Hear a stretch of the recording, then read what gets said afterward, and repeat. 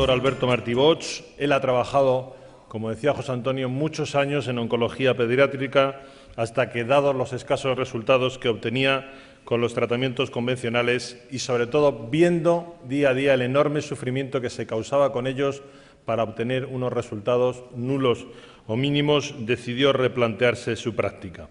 Hoy, 20 años después, y transformarse ampliamente en otras disciplinas que no se enseñan todavía, vamos a ver si ahora las universidades privadas se animan, en las facultades de medicina, decidió que lo primero era, como el viejo adagio médico dice, no hacer daño. Así que ha desarrollado un protocolo de síntesis que está dando resultados espectaculares. De momento son eso, resultados, pero seguro que en el futuro serán mucho más. Con todos ustedes, ya para cerrar este tercer congreso, dándole las gracias por su atención, el doctor Alberto Martí Bosch.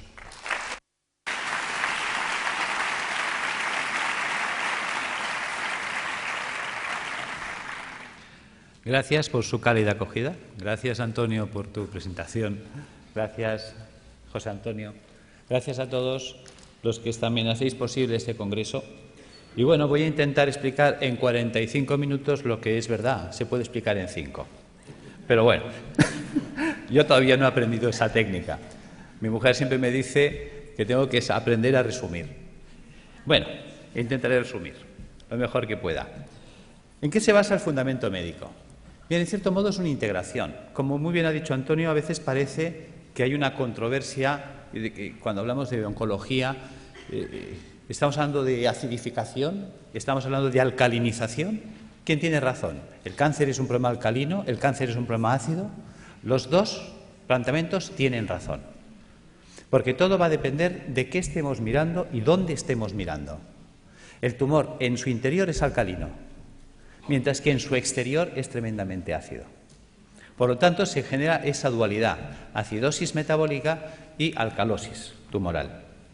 Vamos a intentar explicar cómo se genera este fenómeno, que también esto nos va a permitir abordar la enfermedad y provocar la apoptosis tumoral.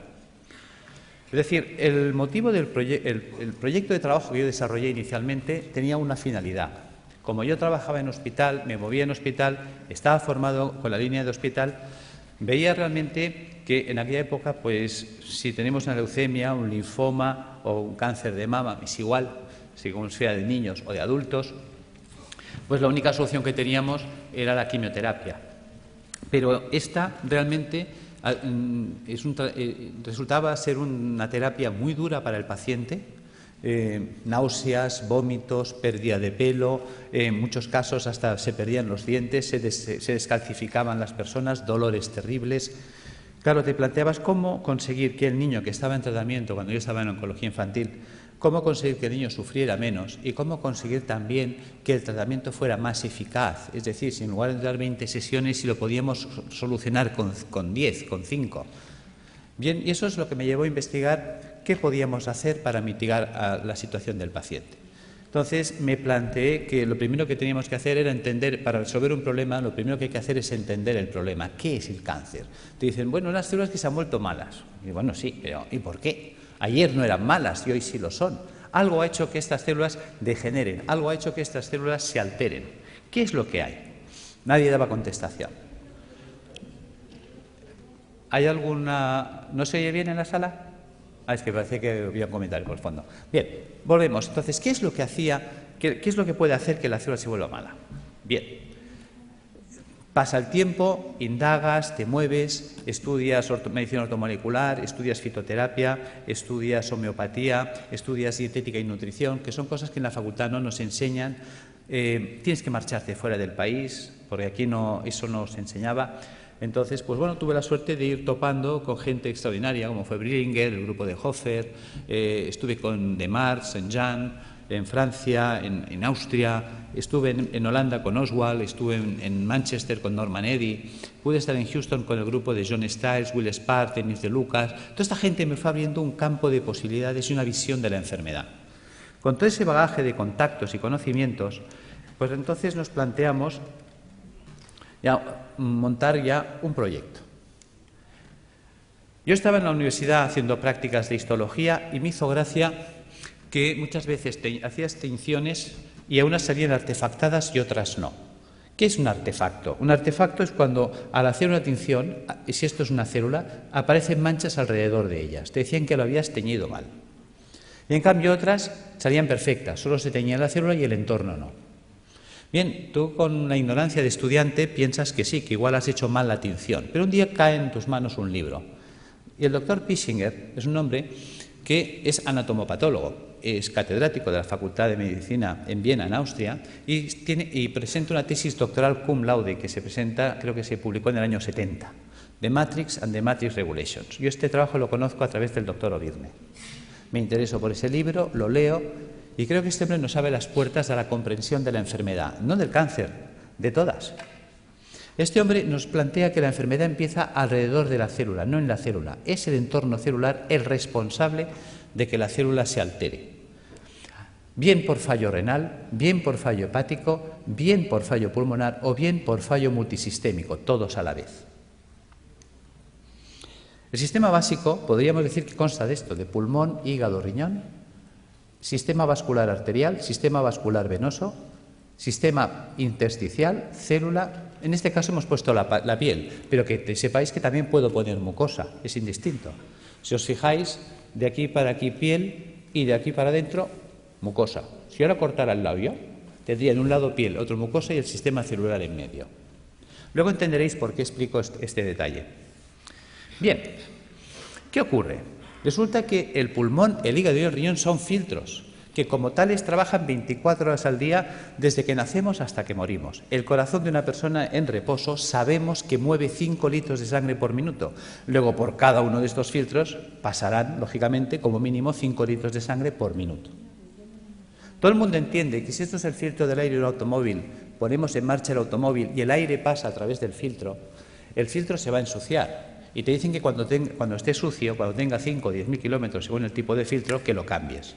Lo entendemos en un coche, pero no lo queremos entender en las personas. Vamos a reflexionar sobre este dato. 5 litros de sangre por minuto y una persona en reposo. Si cada minuto pasan 5 litros de sangre, ¿qué es lo que están filtrando estos señores? Los residuos metabólicos del sistema celular. De la sangre arterial es la que lleva oxígeno, azúcares, grasas, proteínas, minerales. ¿Para qué? Para nutrir al sistema celular. Hay que enviarle oxígeno, hay que enviarle grasas, hay que enviarle proteínas para que la célula se nutra, se oxigene, viva. Pero esta célula, cada vez que respira, cada vez que recibe oxígeno, ella genera un residual metabólico o basura, que es el CO2. Si yo le envío grasas, ella la va a usar y la va a metabolizar, y cuando esta grasa se degrada, la tira, que es el colesterol. Algo así cuando nosotros ponemos aceite de oliva en una sartén, freímos un huevo, freímos una chistorra y cuando el aceite está quemado lo tiramos. Pues el colesterol sería el aceite quemado, que este debe ser eliminado. Y si le enviamos proteínas, me devuelve ácido úrico. Son ejemplos sencillos. Sabemos que es mucho más compleja la bioquímica celular, pero nos vamos a centrar en 3 datos, en 3 valores fácilmente comprensibles. ¿Qué hay que hacer con estos residuos, esos excrementos celulares? También veréis por qué hablo de excremento, que se excreta. Pues tendrá que ir al sistema venoso y a través del sistema venoso alcanzar pulmón, hígado y riñón y ser eliminados. Fácil es entender que si la célula genera 3 bolsas de basura y eliminamos 3 bolsas de basura, no hay problema. Resulta que estos residuos son de carácter ácido. Ácidos grasos, ácido úrico, ácido carbónico. Bien, mientras el cuerpo sea capaz de hacer esto, no hay problema. Volvamos, rebobinemos. Hemos dicho que el corazón de una persona en reposo mueve 5 litros de sangre por minuto. Eso quiere decir que si en un minuto pasan 5 litros de sangre por el pulmón, el hígado y el riñón para ser filtrados, en 60 minutos pasarán el equivalente a 300 litros. 60 minutos es una hora, luego son 300 litros por hora, que no lo pensamos. Resulta que el día tiene 24 horas. Si en una hora hemos filtrado 300 litros, en 24 horas habremos filtrado el equivalente a 7.200 litros de sangre. Vamos a ser generosos y le vamos a asignar a la sangre densidad 1, como si fuera el agua, que es más densa. La sangre, ya lo sabemos. 1 litro, 1 kilo. Sabemos que 1 litro de agua pesa 1 kilo. Por lo tanto, 7.200 litros pesarán 7.200 kilos. Sabemos que cada 1.000 kilos es 1 tonelada. Luego estamos hablando del equivalente a un camión de 7 toneladas al día. ¿De qué tamaño es el pulmón? ¿De qué tamaño es el hígado? ¿De qué tamaño es el riñón? Son cosas que nunca nos planteamos ni nos preguntamos. Esto lo explicó Da Vinci. Da Vinci es un hombre que hace un trabajo de anatomía, estudia el cuerpo humano y aprovecha para comprender el cuerpo humano. Porque una de las preguntas que se hacía él era saber qué definía el cuerpo humano, dónde residía el equilibrio, la proporción del cuerpo humano. Y la encuentra en el puño. Por eso, desde entonces, los pintores hacen este gesto para pintar. El dedo sirve para establecer el punto de fuga y darle profundidad al plano. El puño es la proporción para trasladar al lienzo. Desde entonces sabemos que si yo me quiero comprar un calcetín, el perimetral del puño es la longitud de mi pie. O simplemente cojo referencias anatómicas, mi costilla y mi clavícula.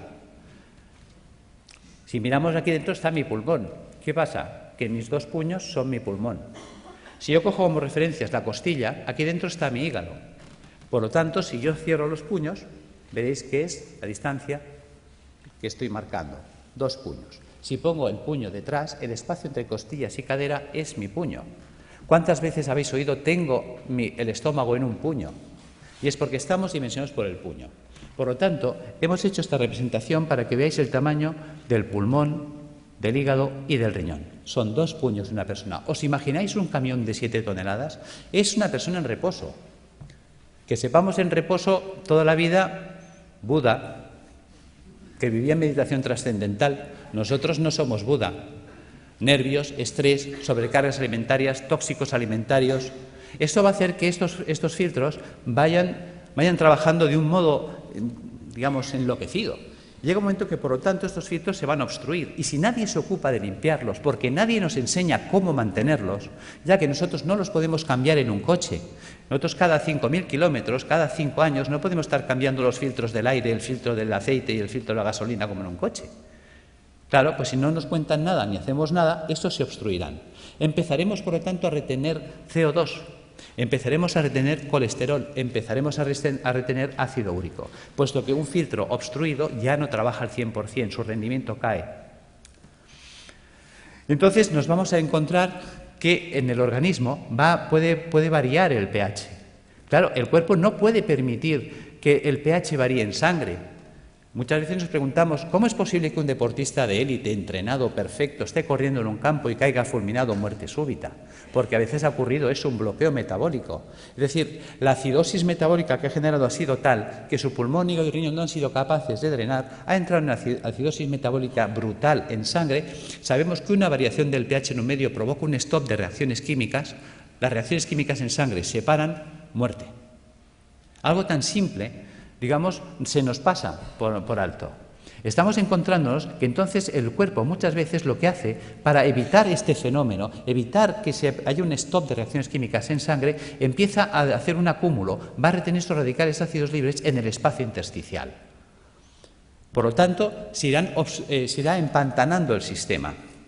La interposición de residuos metabólicos en el espacio intersticial entre el capilar y las células, las endotoxinas, van a generar una serie de dificultad para la nutrición celular. Son los trabajos también de Reykjavik, cuando hablaba de la homotoxicología, es decir, la célula acabará ahogada por sus propios residuos metabólicos, por sus propios detritus, por sus propios excrementos.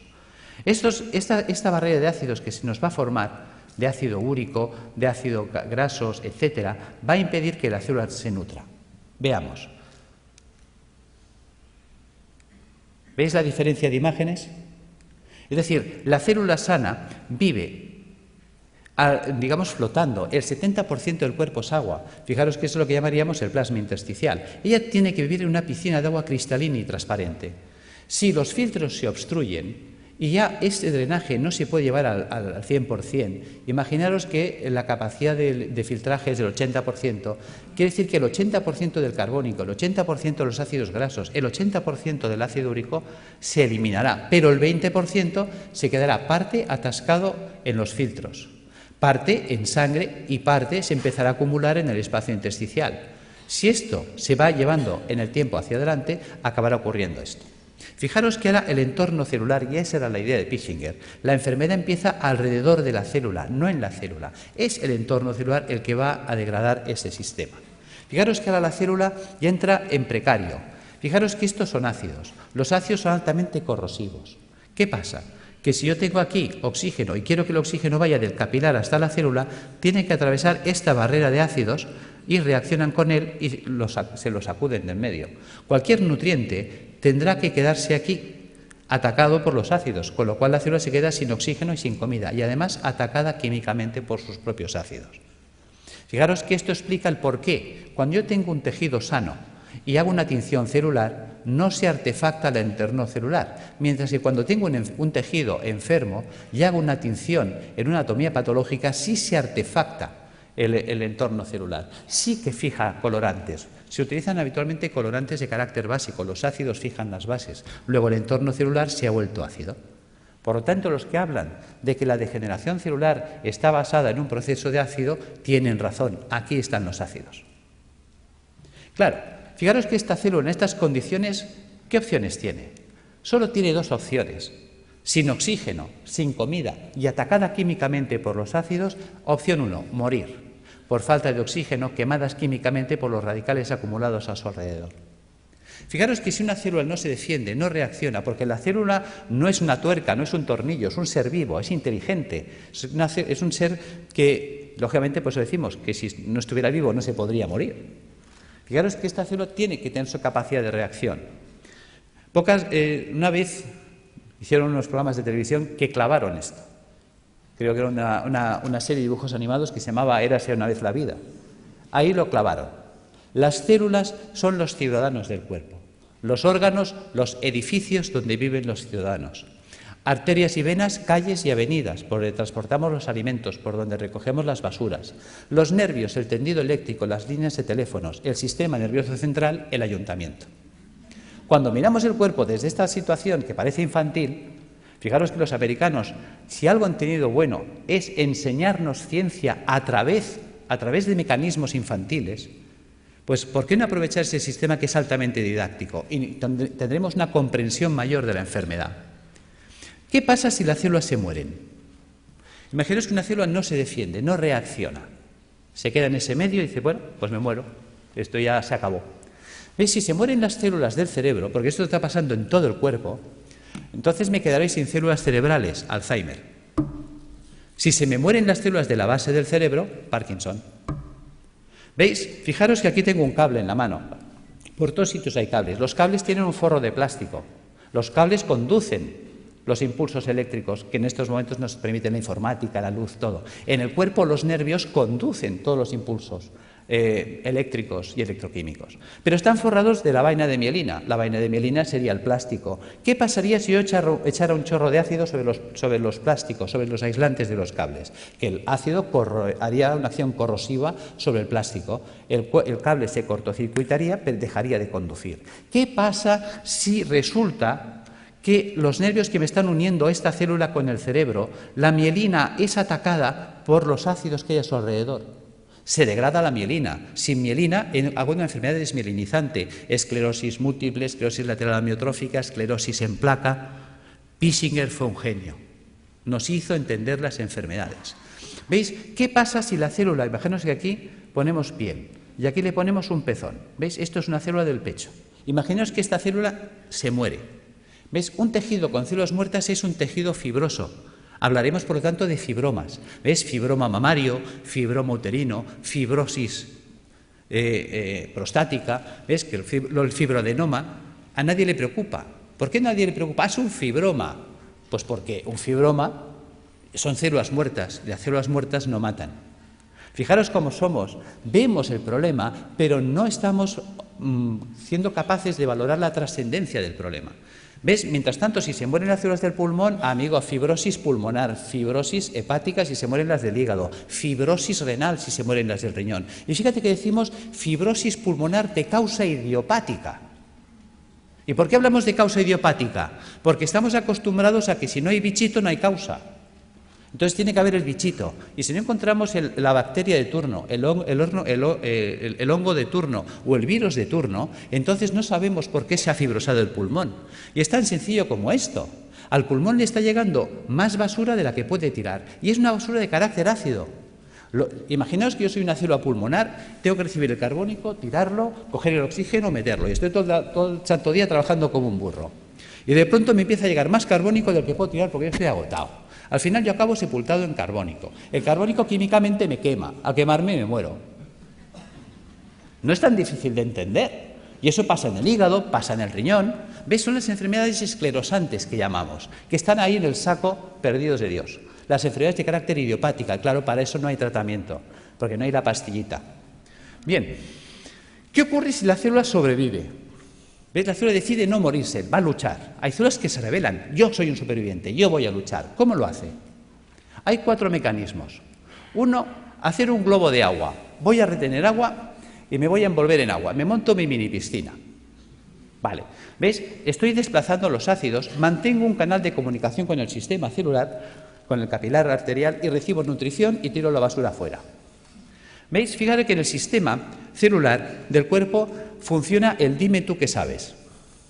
O lo que hacemos todos en un examen cuando nos hace una pregunta y no sabemos. Miramos al de al lado. Oye, ¿tú qué haces? Dice, yo me echo un globo de agua. Dice, vale, yo te me hago otro. Y la de al lado me copia. Y se empiezan a copiar todas las células. Si todas las células empiezan a retener un globo de agua, es esa persona que empieza a engordar, y ya puede hacer dietas que no adelgaza. ¿Ves? Hay gente que dice, es que yo he ido a una clínica carísima, me han cobrado 6.000 euros, me han tenido 5 días a agua y he engordado. Yo tengo pacientes que vienen diciéndome esto. Yo, claro, porque tu cuerpo se está defendiendo de la acidosis metabólica reteniendo el agua. Y el agua, aunque sea calorías cero, el agua pesa. Y si esa persona retiene el agua, se la queda, aumenta de peso. ¿Veis? Este es el tema. Opción 2, tamponar. ¿Qué es tamponar? Tamponar es convertir un ácido en una sal. ¿Veis? Fijaros, por ejemplo, aquí tenemos una imagen de un hueso y una imagen de un hueso pues ya osteoporótico, lleno de agujeros, parece un queso gruyère. ¿Veis? Yo tengo ácido clorhídrico, que es un ácido terrible. Yo podía hacerlo reaccionar con hidróxido sódico. Con el OH del hidróxido sódico y el hidrogenión del clorhídrico, puedo formar H2O. Y con el cloro y el sodio, cloruro sódico. ¿Veis? He convertido el ácido clorhídrico en cloruro sódico. Fijaros que si yo tengo una jarrita de ácido clorhídrico y dejo caer un chorrito en la mano, tal como cae el chorrito, me perfora la mano más rápida que un Black & Decker. Lo sabéis. Es terriblemente corrosivo. Mientras que yo puedo coger la sal, el cloruro sódico a puñados y soltarlo y no pasa nada. Por lo tanto, el cuerpo hace lo mismo. Quitarle a Juan para darle a Pedro. Cuando un tejido vital entra en compromiso, ¿qué hace el cuerpo? Sacrifica una estructura para mantener viva otra. Entonces, si yo tengo ácido úrico en el espacio intersticial, ¿qué puedo hacer? Pues empezar a robar minerales de los huesos. Si tengo ácido úrico, formaré urato sódico. Si tengo ácido palmítico, palmitato sódico. Si tengo ácido carbónico, carbonato cálcico. ¿De dónde puedo robar calcio y sodio? De los huesos. Y empezamos a entender la osteoporosis, la artrosis, la artritis, el ataque ácido a los huesos. ¿Veis? Y aparecen entonces calcificaciones en los tejidos blandos. Uy, tienes calcificaciones en la mama, tienes calcificaciones en el pulmón. Fíjate que el cuerpo nos está avisando. Te está diciendo que el siguiente paso, ¿cuál va a ser? ¿Ves? Nos queda un paso que es el drenaje. Fijaros, volvamos atrás, que yo por la piel puedo eliminar carbónico. Yo por la piel puedo eliminar grasas, tengo el cutis graso, lo habéis visto 1000 veces. Yo por la piel saco amoníaco, urea. Veis que hay gente que mancha las amarillas, las camisas, los sobacos de cercos amarillos, urea. ¿Veis? Si yo saco un sudor excesivamente ácido por la piel de la célula, ya que antes de morir, ¿qué hace? Empieza a echarlo todo por la piel. Si saco un sudor muy ácido por la piel, se me quemará la piel. Ataque químico, dermatitis, psoriasis, eczemas. Por eso dicen que la psoriasis no se cura, porque la quiero curar con una pomadita desde fuera, cuando el problema está dentro. ¿Veis? Vamos entendiendo las enfermedades. Realmente nos abrió los ojos. Si yo entiendo la enfermedad, yo puedo resolver la enfermedad. Si yo entiendo el problema, yo puedo resolver el problema. Lo que no podré es nunca resolver un problema que no entiendo o no quiero entender. Esta es, diríamos, la situación en la que nos encontramos. ¿Veis? Podemos hacer el drenaje hacia las mucosas, que decíamos antes. Si en lugar de drenar hacia la piel, dreno hacia las mucosas, pues entonces tendríamos un problema a nivel de mucosas, llagas de boca, llagas de esófago, llagas de estómago, colitis ulcerosa. Claro, la gente dice, oye, ¿qué es lo que y por qué hay gente que drena por la boca y otros drenan por el colon y otros drenan por el estómago u otros drenan por la piel? Porque el cuerpo, hemos dicho, que es como una ciudad donde el sistema nervioso central es el ayuntamiento. Ejemplo. ¿Veis? Creo que hubo una época en la que Madrid tenía un conflicto de basuras. Y entonces se reúne el Cabildo y decide montar pues un vertedero de las basuras de Madrid, creo que fue en San Sebastián de los Reyes. Pregunta, ¿qué ciudad se contaminó? Respuesta, San Sebastián de los Reyes. Claro, llega un momento que la gente de San Sebastián de los Reyes está hasta aquí de la basura de Madrid. Y dicen, oye, a ver, ¿qué hacemos? Bueno, el Cabildo de Madrid se da cuenta de que es verdad, se reúne y dice, bueno, ahora vamos a tirar la basura hacia Madrid, a Toledo. ¿Quién se va a contaminar ahora? ¿Veis? El cuerpo hace lo mismo. El sistema nervioso da órdenes y las células ejecutan las órdenes. Dicen, tira la basura por la boca. Pues el tío por la boca, pues llagas de boca. Oye, tíralas por el recto. Pues el tío ahí, colitis ulcerosa. Oye, tíralas por la piel. Pues mira, psoriasis. No las tires. Coge todo el calcio y todo el sodio que quieras del hueso. Pues mira, artrosis, osteoporosis. ¿Ves? Según la orden que da, la célula actúa. ¿Veis? Fijaros que esto es importante entenderlo, aunque sea en clave de cómics. Opción 4, mutar. ¿Qué es mutar? Lo que hoy nos acontece, el cáncer. ¿En qué consiste la mutación? ¿Veis? Célula sana que muta a célula tumoral. ¿Cómo vive la célula sana? La célula sana vive en un medio alcalino, vive con oxígeno, vive con poco sodio y vive utilizando proteínas levógiras giradas a la izquierda. ¿Qué ha pasado? Ha pasado que el medio se ha vuelto ácido. ¿Veis? La célula tumoral muta porque su entorno ya no es alcalino, se ha vuelto ácido. Se ha quedado sin oxígeno. ¿Qué opción le queda a esta célula sin oxígeno? Solo tiene dos opciones, o morir o mutar. ¿En qué consiste la mutación? ¿Veis? Sabéis que la célula para vivir necesita energía. La energía es el ATP. ¿De dónde saca el ATP? Bueno, pues hemos hablado, creo que se ha hablado hoy del ciclo de Krebs. ¿Ves? En la mitocondria podemos obtener el ATP a través de la vía oxidativa, con oxígeno. Pero cuando una célula no tiene oxígeno, puede abrir una ruta alternativa que es la del pirúvico. Y entonces, a través de la glicólisis con el pirúvico, obtener ATP más ácido láctico más alcohol. Por eso, quien nos dice que en los tumores hay alcohol, se explica, porque es una ruta de fermentación ácida. Y esa ruta anaeróbica le permite seguir viviendo a la célula, que es un mecanismo de supervivencia, porque está en juego su vida. Y entonces ella, ¿qué hace? Empieza a cargar mucho sodio en su interior. ¿Veis? La célula normal, la célula sana, tiene potasio en el interior del citoplasma y sodio fuera. Se invierte, entra el sodio dentro de la célula a mansalva y el potasio sale, porque estamos usando un sistema inverso. ¿Veis? Ahora se explica cuando dicen es que los tumores son alcalinos. Claro, la célula tiene que ser muy alcalina en su interior para aguantar el ataque ácido exterior. ¿Entendéis que todos tienen razón? Si yo estoy mirando el interior tumoral, me encuentro con una alcalosis, mientras que si estoy mirando el exterior, me encuentro con acidosis. Esta es la explicación. Por lo tanto, vamos entrando en razón. Cuando estamos ya en una situación tumoral, ¿qué nos propone la medicina académica? La medicina académica nos propone que hay que cortarle la cabeza al tumor, evidentemente si se puede, si es accesible quirúrgicamente. Es decir, la decapitación del tumor es lo que llamaríamos la cirugía. Opción 2, a la hoguera, a achicharrar el tumor. La radioterapia. Opción 3, el envenenamiento. Eso sería la quimioterapia. ¿Ves? La célula tumoral, la quimioterapia es un citotóxico, o sea, es un tóxico para la célula, hay que matarla. ¿Veis? Por lo tanto, o la mato de un hachazo, o la mato porque la achicharro, o la mato porque la enveneno. La cuestión es que hay que matarla. Y además es verdad, porque si no nos mataría a nosotros. Bien, por lo tanto, si observamos, esas tres opciones que nos da, nos hace entender que estamos anclados, por decirlo así, en el siglo XII, por no decir el siglo I. Decapitación, hoguera, envenenamiento. Queda en clave de humor, pero es real. O sea, cuando hay un tumor, no hay más. O le corto la cabeza, o la achicharro, o la enveneno. Vale. Pero si pensamos como en el siglo XII, aunque la escena que os he puesto pertenece, creo que es al siglo I, nos encontramos que si pensamos como en esa época, nos queda una cuarta vía que la estamos olvidando. ¿Qué podían hacer con un enemigo difícil de batir? El asedio. ¿Os acordáis? Numancia. Le quitamos el agua, le quitamos la comida, y sin agua, sin comida, esperar, que se muere solito. Bien, eso sería la apoptosis. ¿Cómo acorralar el tumor? Pues alcalinizando al paciente, puesto que el paciente ya que está muy ácido y el ácido me está desencadenando el problema, vamos a alcalinizarlo. Resulta que sabemos que el ácido tumoral para poder vivir necesita mucho sodio. Resulta que al paciente hipertenso le decimos come sin sal, al paciente cardiópata le decimos come sin sal, al paciente que está mal del riñón, al nefrópata le decimos come sin sal.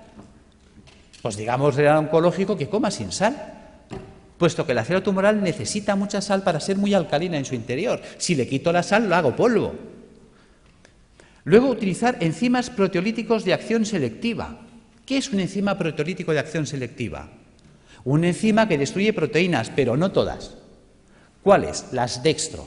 Resulta que la célula tumoral, para vivir, ha tenido que desarrollar un tipo de proteína que es la dextro. Fijaros que en el cuerpo todos los aminoácidos son L-metionina, L-cisteína, L-arginina. ¿Por qué? Porque nuestras proteínas son levo, pero las proteínas levógiras son estables en un medio alcalino, en un medio ácido no son estables. Luego necesito una proteína estable en un medio ácido, la dextrógira. Vale, pero si yo pongo a circular enzimas proteolíticos de acción selectiva que destruyan a esa proteína, ¿ves? Ya le he quitado el sodio, le he quitado la comida, le quito los ácidos. Y luego resulta que la célula tumoral, al volverse anaeróbica, se vuelve vulnerable al oxígeno. El oxígeno es tóxico para las células anaeróbicas, las mata. De hecho, yo he estado en Alemania aprendiendo técnicas de ozonoterapia porque el ozono es tóxico para la célula anaeróbica. Vale. También podemos utilizar peroxidasas, enzimas que ayuden a liberar mucho oxígeno en los tejidos. ¿Cómo conseguir esto? ¿Cómo vamos a alcalinizar al paciente? Recuperando la función del hígado y del riñón y del pulmón, eliminando las toxinas acumuladas en el espacio intersticial. ¿Cómo lo vamos a hacer? Pues con dieta alcalinizante, con hidroterapia, con tratamiento natural y con tratamiento físico. ¿Veis? Si yo utilizo quimioterapia solo, ¿cuántos pilares tengo? 1. Mientras que si uso dieta, baños, tratamiento natural y tratamiento físico, ¿cuántos pilares tengo? 4. Es más estable. Esa es la idea. Que entendamos qué es la dieta, que nunca se nos habla de ella, qué es la hidroterapia, la gran olvidada. Hasta se me ha llegado a decir que esto no es científico. Y me lo han dicho médicos, esto de los balnearios, esto no es científico. Y resulta que existe en la Universidad Complutense una cátedra de hidroterapia médica, de hidrología médica. O sea, ni siquiera sabemos lo que tenemos en nuestras propias universidades. Y es de las mejores cátedras que hay en Europa. Cuando te mueves fuera, te hablan, oh, la doctora Bacaicoa. ¿Y tú quién es la doctora Bacaicoa? Hasta tienes que empezar a buscar y pues dices, san Dios, tengo que conocer a esta mujer. Cuando me cae el libro, y también, digamos, es un libro que he escrito, ahora no recuerdo el otro autor, que también es un profesor emérito, dices, por Dios, empiezas a tirar del libro y dices, ¿y por qué me han ocultado que existe esto a mí? Bien, seguimos. ¿Qué es esto de las plantas y qué es esto del tratamiento físico? Vamos a entrar ahí. ¿Por qué dieta? Muy importante. La dieta cárnica es acidificante de la orina. Si yo me como carne, mañana estoy haciendo pis de carácter ácido. Mientras que si yo como vegetariano, mañana estoy haciendo pis de carácter alcalino. ¿Qué quiere decir esto? Que la dieta vegetariana me alcaliniza. Vale. Por lo tanto, vamos a hacer dietas vegetarianas. ¿Veis? Un filtro sucio no es un filtro roto. Un filtro sucio se puede lavar. ¿Y con qué se lavan las cosas? Con agua. A veces es tan simple que es, no nos lo podemos creer. Resulta que el 95% de la fruta y la verdura es agua. Con la dieta vegetariana se lavan los filtros. ¿Veis? Ensalada, bistec y fruta. Quito el bistec. ¿Qué me queda? Ensalada y fruta. ¿Veis? ¿Os suena los viernes no comer carne? Claro que os suena. Que la gente dice, uy, eso es cosa de curas. Claro, y la palabra cura viene de curar.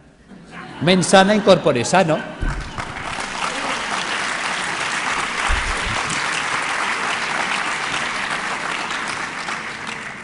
Claro, ¿qué ocurre? Que cuando las cosas, gracias, pero bueno, es para romper un poco el ritmo porque estaréis cansados y dormidos. Claro, ¿qué ocurre? Claro, la gente lo relaciona con los curas, pero con la parte mística. Claro, dice, la gente dice, ¿y esto de dónde lo han sacado los curas? Vas tirando del libro y los curas lo sacaron de un médico, Galeno. ¿Ves? Yo me acuerdo cuando empecé la carrera de medicina, fue la época que se rompieron los números clausus y entraron 3.000 personas a la universidad. Dijeron, nada, puertas abiertas, que entre todo el mundo y que sea un curso selectivo. Y estábamos 3.000 en primero de carrera. Y entonces había una asignatura opcional, optativa, que se llamaba Historia de la Medicina. ¿Sabéis cuántos se apuntaron a esa asignatura de los 3.000 que estábamos en primero? Nadie más. Con lo cual me fue genial, porque tuve un catedrático, clases particulares para mí solo. Y ese hombre, que fue el doctor Felipe Cid, al cual le tengo un recuerdo maravilloso, me dijo: te voy a citar una frase de Napoleón para empezar tu formación en historia de la medicina. Hay de aquel pueblo que olvida su historia porque está condenado a repetirla. Tenía razón.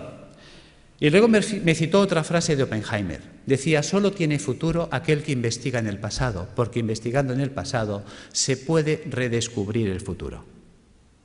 Tiene miga. No dijo descubrir, dijo redescubrir. ¿Veis? Nuestros abuelos nos decían: está todo inventado.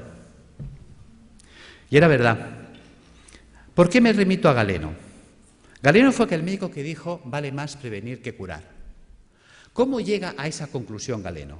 Porque Galeno fue el médico de los 3 nos. ¿Ves? En la época de Galeno te inscribías en la facultad, por decirlo así, el 15 de septiembre y el 30 de septiembre ya eras médico. Ya está.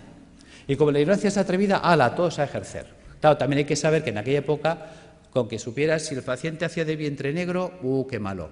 Si hacía rojo, mira, a lo mejor puede ser un hemorroide, ¿no? Si vomitaba verde, tranquilo. Como vomitara rojo, aburem, ¿no? Y si se vomitaba negro, dalo por muerto. Ya está, ya eres médico. O sea, porque claro, no había nada.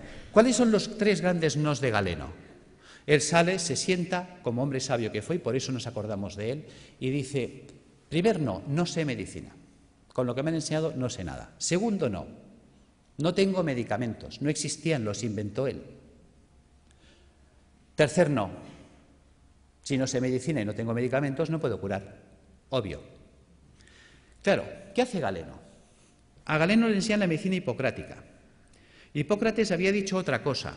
Hipócrates dijo: que tus alimentos sean tus medicamentos, que tus medicamentos sean tus alimentos. Y se queda tan pancho. ¿Por qué dice esto?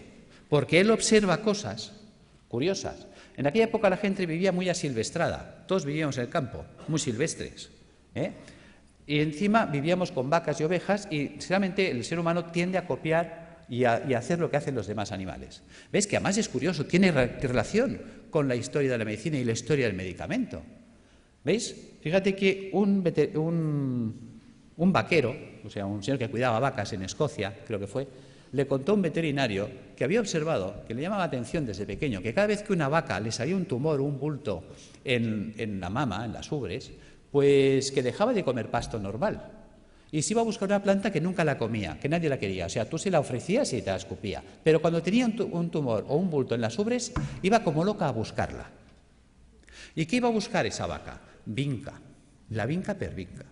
Resulta que el veterinario no deja en saco roto el comentario del pastor, sino que coge esa planta y se la lleva a la universidad y la analizan. Y se dan cuenta que es verdad, que en la vinca existe un principio activo antitumoral. De ahí salió la vincristina. ¿Os suena? ¿Veis? La historia del medicamento viene de las plantas. Pues lo mismo hizo Galeno. Galeno se da cuenta de que Hipócrates hablaba de que los pacientes que se ponían amarillos, es decir, el hígado, empezaban a comer como locos alcachofas, se veían alcachofas. Entonces, muchos mejoraban si comían muchas alcachofas. ¿Cuál era el problema? Que había que comer 60 alcachofas al día. Se establece un concepto de dosis. Claro, a ver quién es el guapo que desayuna, come, merienda y cena 60 alcachofas al día y durante un año. O sea, cuando le recomendabas a un paciente que hiciera eso, o que si estaba mal de riñón se comiera 60 cebollas, pues cogían el cesto, se iban a ver a Hipócrates y decían: mira, tío, que lo dejo, que me da igual, que yo me muero. Segundo problema que había, pues si se acababa la temporada de alcachofas, ¿qué hacemos? Pues a Galeno se le enciende la bombilla.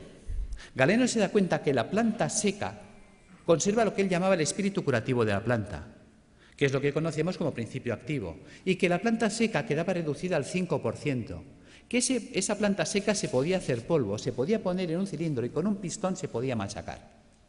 Y la podía comprimir. Acaba de inventar el comprimido. Y en un comprimidor le atizaba 10 alcachofas, con lo cual si te daba 2 comprimidos de desayuno, comida y cena, eso funcionaba. ¿Ves? Y en montar los extractos, empieza a montar la galénica, el arte de hacer medicamentos. Entonces él se da cuenta que hay plantas que limpian el pulmón, plantas que limpian el hígado, plantas que limpian el riñón.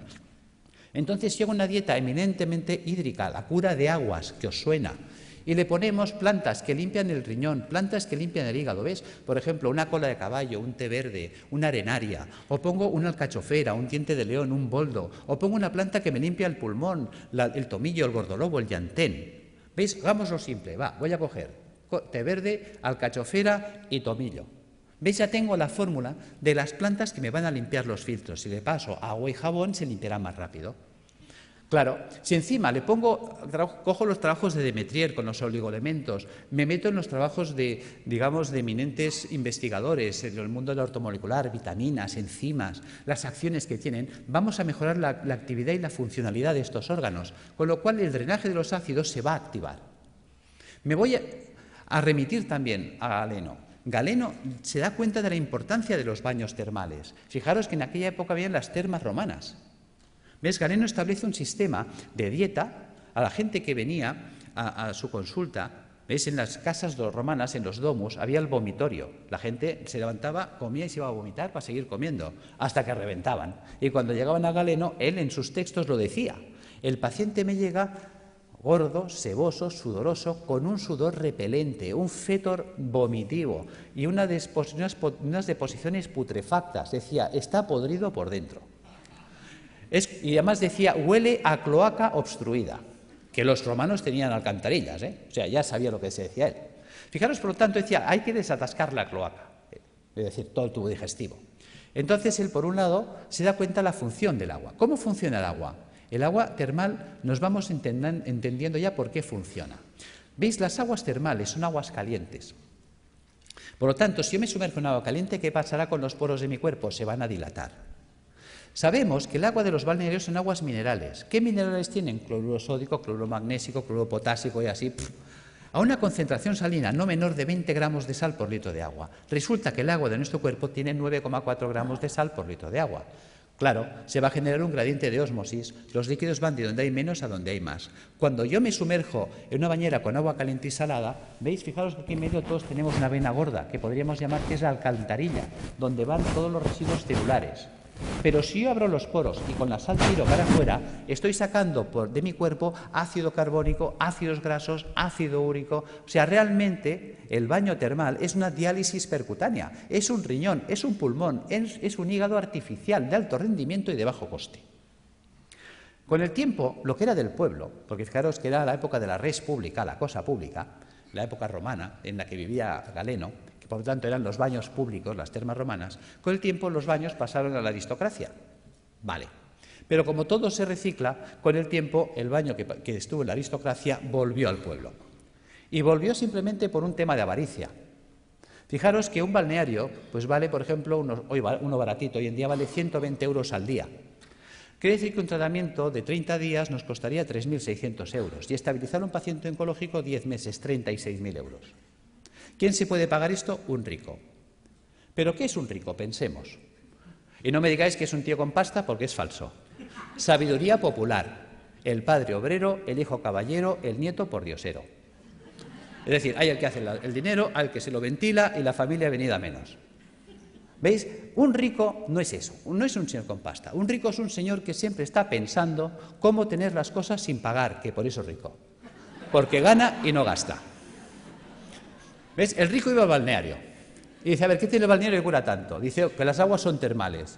Dice, Pepe, pon un termo en mi casa. ¿Ves? Si yo caliento lo hago en un termo, el agua que sale del termo es termal. ¿Qué más necesito? Dice, es que esto, una bañera. Pues Pepe, pon una bañera. ¿Qué más pasa? Oh, es que el agua son minerales. Jacinto, tú que eres químico. A ver, ¿qué tiene el agua que cura tanto? Jacinto que analiza y dice, oh, es que el agua tiene minerales. ¿Cuáles? Cloruro sódico, cloruro magnésico, cloruro potásico. Joder, esto es sal de cocina, ¿no? Sí, pues échale sal al baño. ¿Cuántas veces habéis oído sales de baño? Pero ¿cuántas veces os habéis preguntado por qué hay que echarle sal al baño? ¿Cuánta sal tengo? Uy, perdón. ¿Cuánta sal tengo que echar al baño? ¿Para qué tengo que echar al baño? ¿Ves? Nunca nos preguntamos. Somos poco curiosos. Resulta que Jacinto, que era químico, le dice, es que tiene 20 gramos de sal por litro de agua. Claro, el tío que está acostumbrado a hacer números dice, pues que me haga una bañera que llena hasta la mitad cubique 100 litros. Las bañeras estándar de casa, llenadas hasta la mitad, cubican 100 litros de agua. Dice, ¿y eso? ¿Y por qué hasta la mitad? Hombre, hasta la mitad, porque por el principio de Arquímedes, cuando yo me meto en la bañera, el nivel del agua sube. Luego dejo un espacio o a fregar. Bien. ¿Por qué 100 litros? ¿Cómo sé que en mi bañera tengo 20 gramos de sal por litro de agua? Echando 2 kilos de sal. ¿Ves? 2 kilos son 2.000 gramos. 2.000 gramos en 100, tacho 2 ceros. Tacho 2 ceros, 20 a 1. Ya tengo la concentración salina. ¿Qué vale 1 kilo de sal? El otro día lo compré en el Capravo, mientras no nos suban el IVA, a 15 céntimos el kilo. Luego 2 kilos, 30 céntimos. 30 céntimos por 30 días, 9 euros. Y en casa. Yo tengo pacientes que me llegan desesperados, y no por falta de razón. Me dicen, estoy en insuficiencia renal crónica desde hace 10 años. Ya he entrado en lista de trasplante, no aparece el trasplante y vienen hechos una pena, pobrecitos. La diálisis ya no da de sí y como no aparezca un riñón en 6 meses, yo no salgo adelante. Simplemente por decirle, ponte en la bañera con 2 kilos de sal cada día, a los 15 días ese hombre está alucinado de cómo tiene sus análisis, porque está haciendo una diálisis diaria. Está sacando ácido úrico por los poros, por ósmosis. Ósmosis percutánea. No pensamos el poder de la bañera. Ahora la gente está quitando las bañeras y abriendo los balnearios.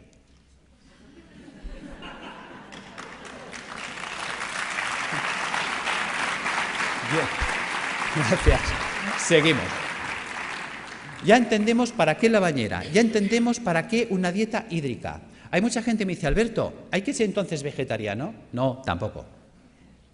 Y a ver, cuéntame esto, si me dices que la dieta vegetariana es buena. Bueno, es que una cosa es que la dieta vegetariana sea buena y otra cosa es que tengamos que ser vegetarianos.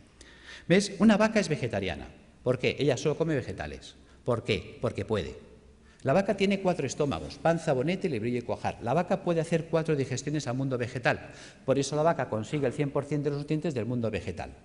¿Cuántos estómagos tenemos nosotros? Nosotros tenemos un estómago. No podemos ser vaca. Nos falta tecnología digestiva. Es así de sencillo. ¿Ves? Hay gente que dice que yo sí, puede sobrevivir, porque el cuerpo está adaptado a sobrevivir, pero no a vivir. ¿Ves? Hay herbívoros, hay omnívoros y hay carnívoros. Nosotros somos omnívoros. Pero eso no quiere decir que nos venga bien un día a la semana limpiar. Fijaros, los reyes inventaron la bula para comer carne los viernes. Los reyes no lavaban los filtros. Pregunta, ¿de qué se morían los reyes? Los reyes se morían de gota, de ácido úrico. ¿Ves? Los ácidos son los que nos matan. Si a mí se me tapa el riñón, yo no podré eliminar el ácido úrico. El ácido úrico me va a corroer los huesos, un dolor terrible, y me va a corroer el sistema arterial por dentro y venoso. Al final me muero de una hemorragia urémica. Fijaros, perforación de las arterias, muerte. Si a mí se me tapa el hígado, no podré eliminar el colesterol. Si no puedo eliminar el colesterol, se me acumulan las arterias, se taponan, infarto, muerto. Si a mí se me tapa el pulmón, no podré eliminar el CO2. El CO2 se me acumula, ya sabéis, es citotóxico, muerto. Los ácidos nos matan. Tan sencillo como esto. Entonces, si añadimos esto a la dieta hiposódica, que ¿cómo afecta esta dieta al ácido tumoral? El ácido tumoral necesita mucho sodio para alcalinizar su citoplasma y poder así contrarrestar el ataque ácido externo. Si se queda sin sodio, no puede hacerlo. Y entonces el propio ataque ácido también la puede matar. ¿Cómo matar de hambre a la célula tumoral? Utilizando enzimas proteolíticos de acción selectiva que destruyen solo proteínas extrógenas. Ese fue el pecado de Chacón, encontrar enzimas que destruyen esas proteínas y mata de hambre a la célula, que es inocuo para el sistema, puesto que solo destruye proteínas dextrógenas que solo afecta a la colonia de células tumorales. La célula sana que no ha mutado, como ella sigue tirando de proteínas levógenas, a ella no se entera, no le afecta. ¿Cómo hiperoxigenar los tejidos? El simple drenaje de toxinas, por el simple drenaje de las toxinas, hará que llegue oxígeno a los tejidos. La ozonoterapia, habéis visto algunos muy buenos resultados. Y suministrando al paciente enzimas hiperoxidasas, que también van a mejorar muchísimo. Y aquí están los trabajos con el peróxido de finiglioxal, que en su día funcionó, don Gregorio Ramón Cebrián, creo que se llamaba, el doctor Javier López Garcés, hicieron unos trabajos extraordinarios con las peroxidasas. Y yo las uso, funciona muy bien. Tratamientos físicos, claro que sí, la acupuntura, la osteopatía, la quiropraxia, la magnetoterapia, todo esto nos va a ayudar a reequilibrar todos los sistemas bioenergéticos del cuerpo. ¿Qué ha pasado con toda esa acción que hemos desarrollado? Pues que la célula tumoral, su entorno ya no es ácido. A la célula tumoral le llega oxígeno, que es tóxico para las células. anaeróbicas o tumorales. Se queda sin sodio y se queda sin proteínas dextrógiras. Traducido, la célula sana conserva íntegra toda su ruta metabólica, todo lo que ella necesita para vivir, mientras que la tumoral se la hemos quitado. Algo así como si yo tengo una célula que se ha adaptado a vivir en agua dulce, un pez que se ha adaptado a vivir en el agua dulce, y cojo ese pez y lo pongo en el mar otra vez. Ese pez de río en el mar se va a morir, aunque esté en agua, porque el agua es distinta. No es su ecosistema. Nos estamos cargando directamente el ecosistema de la célula tumoral, y eso nos conduce a la apoptosis. Sin sodio, sin proteínas dextrógiras, sin ácidos y con oxígeno en el medio, la célula tumoral no puede vivir. Fijaros que yo puedo alcalinizar con bicarbonato sódico, claro que sí. Que podemos estar debatiendo si es un hongo el que desencadena el sistema o es un sistema que se ha acidificado y ha generado las condiciones para que esto suceda.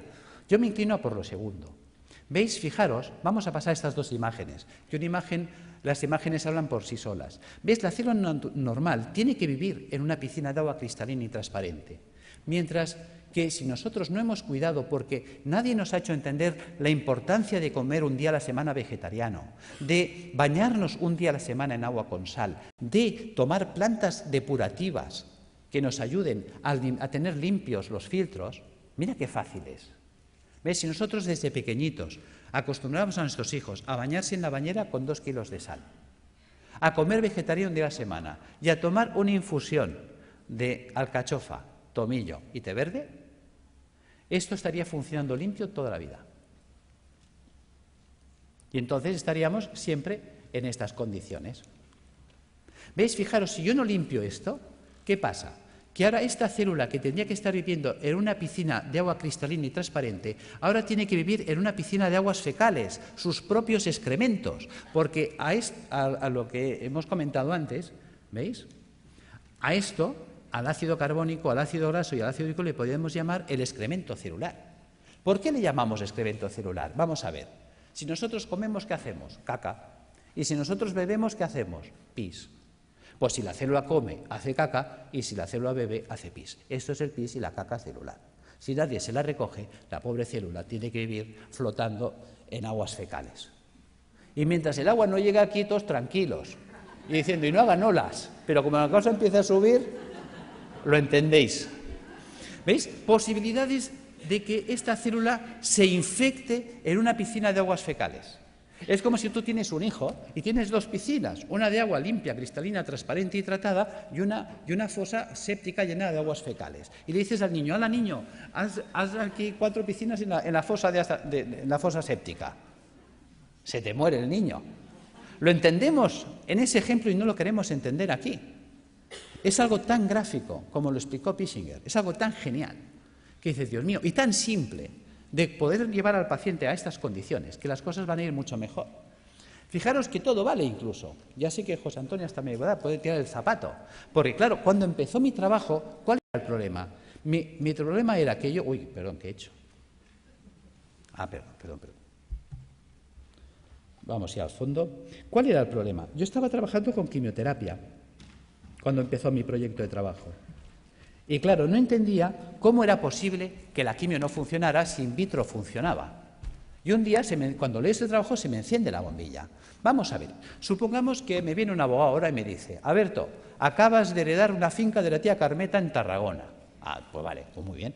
Hombre, qué alegría, qué pena por la tía Carmeta, claro, pero también qué alegría por la finca. Son 600 hectáreas. Y dijo, Dios, te vas ahí y dice, pero yo soy médico. Hala, me cojo un ingeniero agrónomo y me lo llevo para allá. Dice, a ver, tú ingeniero, ¿esto sirve para algo? Dice, hombre, está abandonada, está ruinosa esta finca, lleva 30 años que nadie la ha tocado, está silvestrada. ¿Pero vale o no vale? Dice, pues aquí cebada la que quieras. Dice, bueno, pues ponla en marcha. ¿Veis? Y ahora veo al ingeniero que coge el trigo o la cebada y empieza a echar la cebada entre los zarzales y los matorrales. ¿Tú qué dices? Dice, vaya ingeniero. Resulta que los médicos hacemos esto. Cuando tengo el paciente en situación tumoral, le atizo el suero en sangre y quiero que la molécula llegue a la célula. Se quema por el camino, no llega. Los ácidos la destruyen. Entonces tengo mucha toxicidad y poca efectividad. Claro, cuando limpias el sistema, si tú ahora pones la quimio en sangre, ¿cuánta quimio llega? Toda. Manda huevos, que decía Trillos. Claro, con este sistema, ¿qué pasa? ¿Ves? La célula sana está harta, ha comido, está bien alimentada, ella no tiene hambre. Resulta que la que tiene hambre es la tumoral. Luego es mucho más sensible y por eso veíamos que hay pacientes que necesitan 20 o 30 sesiones, en 3 o en 4 entran en remisión completa. Ahí está la gracia. Es decir, que tampoco obliga a renunciar a nadie porque el miedo es muy fuerte y si dejo el hospital, ¿qué me pasa? Que no te pasa nada, tío. O sea, que conseguimos que los pacientes tolerasen mejor. Pero es que estamos viendo cosas sorprendentes. Yo ahora he estado en Calcuta con los doctores Banerjee y el año pasado estuve con ellos en la Facultad de Medicina y me interesé muchísimo por sus trabajos. Llevo 20 años trabajando con la homeopatía y yo la utilizaba como para tratar el terreno, para desintoxicar el sistema, que son los trabajos de Reykjavik, que todo eso me ha ido muy bien. Pero cuando he puesto en marcha los protocolos de Banerjee, sorpresa. Una sorpresa preciosa ha sido un caso clínico, y con eso cierro, de una chica joven de 31 años que viene a mi consulta el mes de mayo, en muy malas condiciones. Esta chica, pues le detectaron un tumor cerebral estando embarazada de 34 semanas. Entonces se le ponen anticonvulsivantes, antiedematosos, se le hace cesárea, se salva a la criatura, se le opera, se le quita el tumor cerebral en la medida que se puede, ya sabéis que siempre se hace lo que se puede, no la limpieza total nunca es posible. Se revisa y le encuentran en la revisión general que tiene metástasis en ambos pulmones, metástasis hepáticas, las cadenas ganglionarias torácicas invadidas, todo el sistema linfático abdominal invadido, metástasis óseas, metástasis musculares.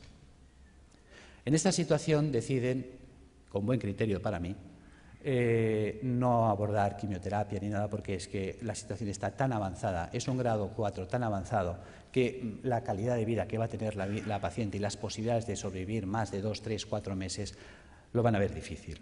Entonces deciden tratamiento paliativo y nada más. En estas condiciones llega la consulta y pones en marcha todos estos dispositivos. Y además asocias los protocolos de Banerjee, le pones Rutagravellion y más calcárea fosfórica para atender el campo cerebral, el Calicarbonicum para atender el pulmón, el Hydrastis canadiensis para atender la carcinomatosis difusa, el Zinfitum y el Hipericum para las metástasis óseas. Sorpresa. Resulta que al mes viene muy mejorada la mujer. En el mes de julio se le pide pruebas y se las hacen el 13 de julio. Y en el 13 de julio le observan, después de 2 meses y medio de tratamiento, que las metástasis pulmonares habían desaparecido, las metástasis hepáticas desaparecidas, las lesiones ganglionares en remisión completa, la lesión tumoral ni rastro cerebral desaparecida y las lesiones metastásicas de huesos y de músculos reducidas en un 50%. Esta mujer la volvemos a ver en septiembre, el estado general actual es increíble. Realmente está evolucionando muy bien. Ha sido catalogada de remisión espontánea. Y decimos...